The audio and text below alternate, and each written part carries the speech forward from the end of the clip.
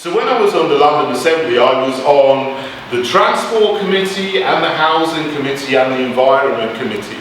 And the Environment Committee one time made a report which was just rather dull. It was about dealing with non-recyclable waste like wet wipes and so on, so that they wouldn't block up sewers and they wouldn't get stuck in the rivers. Very, very dull stuff. But at the last minute, the Green Group put in an amendment to say there should be bins for disposable tampons in the men's toilet so that trans men can dispose of their non-recyclable tampon waste in the men's toilets. And so that kept my group in hilarity for weeks actually. But I just wrote back to everyone and I said, look, we don't need these, because if someone is menstruating and using tampons, they are actually a woman and they won't need disposable bins in the men's toilets. And then that got taken out of the report.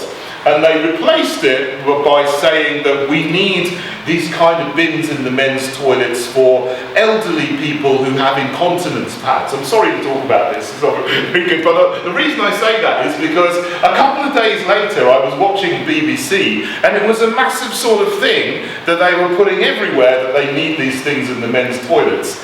And if I hadn't have said that in this report on the London Assembly, you might have had this narrative that we're going to have tampon bins in the men's toilets rather than for incontinence pads. I shouldn't be saying this when I'm being filmed, because it's not the sort of thing it's supposed to talk about. If I had a media person here, he'd be shutting me up now right immediately. Don't talk about things like this. But that's just a small example of fighting the ridiculousness of political correctness, which is coming through all the time from the political and media class that is going on.